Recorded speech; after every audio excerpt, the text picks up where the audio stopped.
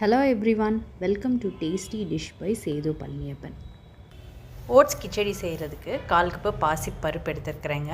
இதை ஒரு 15லேருந்து 20 நிமிஷத்துக்கு ஊற வச்சு எடுத்துக்கோங்க. நான் ஏற்கனவே ஊற வச்சு எடுத்து வச்சுருக்குறேங்க. ஓட்ஸ் கிச்சடி செய்ய ஸ்டார்ட் பண்ணிக்கலாங்க. ஒரு குக்கரில் 1 ஸ்பூன் நெய் விட்டுக்கிறேன், எண்ணெயும் சேர்த்துக்கிறேன். நெய் சூடானதுக்கப்புறம் ஒரு இலை, பட்டை, ஜீரகம் சேர்த்துக்கிறேன். காய்ந்த மிளகாய் 1, பெருங்காயம், ஒரு பெரிய வெங்காயம், ஒரு கொத்து கருவேப்பிலை, இஞ்சி கிரேட் பண்ணது சேர்த்துக்கிறேன். வெங்காயம் நல்லா வதங்கிடுச்சு. இப்போ வெஜிடபிள்ஸ்லாம் சேர்த்துக்கலாம். கேரட், பீன்ஸ், பச்சை பட்டாணி, பேபிகார்ன், கேப்சிகம். இப்போ இது எல்லாத்தையும் வதக்கி விட்டுக்கலாம். இதோட ஒரு சின்ன தக்காளி சேர்த்துக்கிறேன். காய் எல்லாம் 5 நிமிஷத்துக்கு வதங்கிடுச்சு. இப்போ ஸ்பைசஸ் எல்லாம் சேர்த்துக்கலாம். 1/4 டீஸ்பூன் மஞ்சள் தூள், 1 teaspoon red chilli powder, 1 teaspoon மல்லித்தூள், 1/4 டீஸ்பூன் கரம் மசாலா தூள், இந்த டிஷ்ஷுக்கு தேவையான உப்பு. இது எல்லாத்தையும் நல்லா கலந்து விட்டுக்கோங்க. கரம் மசாலா தூள் தேவைப்பட்டுச்சுன்னா ஃபைனலாக கொஞ்சம் திருப்பி சேர்த்துக்கலாங்க.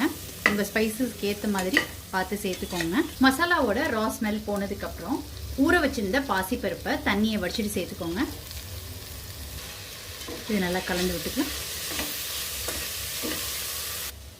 பாசிப்பருப்பு சேர்த்ததுக்கப்புறம் நல்லா கலந்து விட்டுக்கிட்டாச்சு. இப்போ 1 கப் ஓட்ஸ் சேர்த்துக்கிறேன். இது நல்லா கலந்து விட்டுக்கலாம். இப்போ தண்ணி சேர்த்துக்கலாங்க. நான் வந்து சூடான நீர் தான் சேர்த்துக்கிறேன். 1 கப் ஓட்ஸுக்கு 3 டம்ளர் தண்ணி சேர்த்துக்கிறேங்க. இதை நல்லா கலந்து விட்டுக்கலாம்.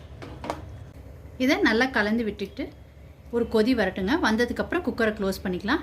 இப்போ உப்பு உரப்புலாம் சரியாக இருக்கான்னு செக் பண்ணிக்கோங்க. ஒரு 1/4 டீஸ்பூன் கரம் மசாலா தூள் மட்டும் சேர்த்துக்கிட்டு இருக்கேங்க. உப்பு கரெக்டாக இருக்குது. தண்ணி வந்து 3லேருந்து 4 டம்ளர் ஊற்றிக்கோங்க, உங்களுக்கு வேணுங்கிற கன்சிஸ்டன்சிக்கு ஏற்ற மாதிரி. இப்போ ஒரு கொதி வர ஆரம்பிச்சிருச்சுங்க. இப்போ குக்கரை மூடி 2 விசிலுக்கு வேக விட்டு எடுத்துக்கலாம். ப்ரெஷர் ரிலீஸ் ஆயிடுச்சு. 2 விசிலுக்கு ஓட்ஸ் ரொம்ப சூப்பராக ரெடி ஆயிடுச்சுங்க. இதை நல்லா கலந்து விட்டுக்கலாம்.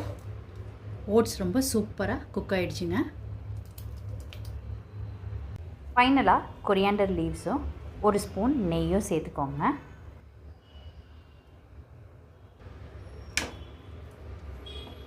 ஓட்ஸ் கிச்சடி ரொம்ப சூப்பராக ரெடி ஆயிடுச்சுங்க.